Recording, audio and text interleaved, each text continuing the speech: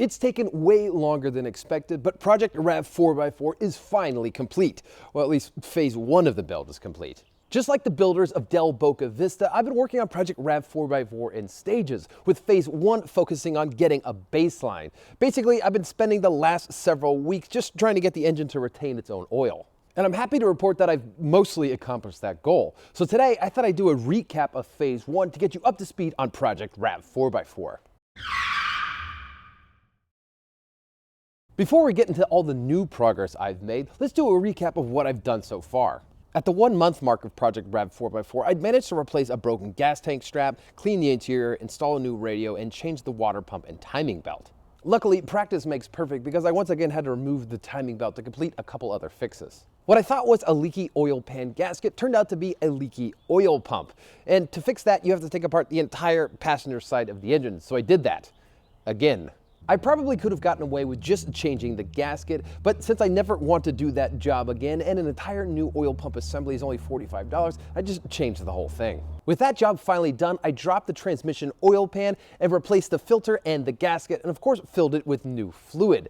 The gasket and the filter were relatively cheap at $16, but I had to shell out $46 for the proper Toyota transmission fluid. And just for good measure, I changed most of the RAV4's other fluid. I did the front differential, the rear differential, and the power steering fluid. And when I get the new tires mounted, I also have the brake fluid flushed. As far as I could tell, the valve cover gasket wasn't leaking on my RAV4, but I decided to change it anyway because my timing belt kit came with a new one and it's a relatively quick job.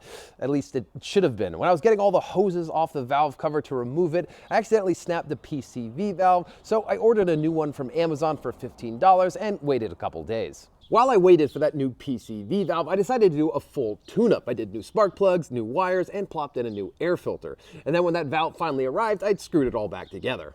Next, I turned the simple job of installing the new exhaust system into a multi-day exercise because I accidentally ordered the mid-pipe for a shorter two-door model. But now that it's installed, listen to how quiet it is.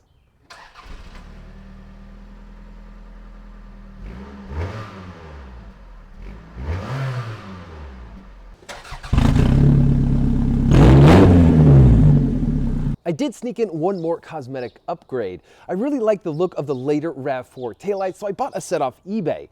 Unfortunately, the taillights weren't the only things to change in 1998. Toyota also reworked the wiring harness, so it actually took some cutting and splicing to get these to work. But even with that extra effort and a cost of $70, I think it was well worth it.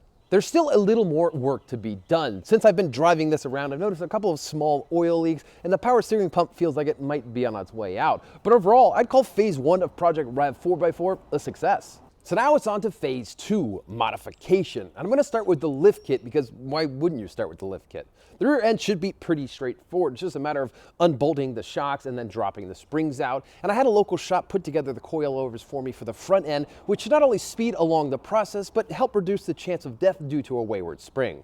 Once the lift kit is installed, I'll have the mud tires mounted and balanced, and then I'll also do an alignment to make sure this still drives straight. After that, it's wrap time, and then I'll also install some KC driving lights on the front.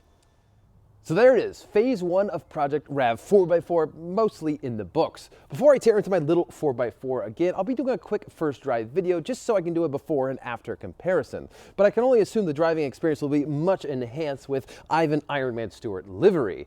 Be sure to tune in for that, and as always, thanks for watching.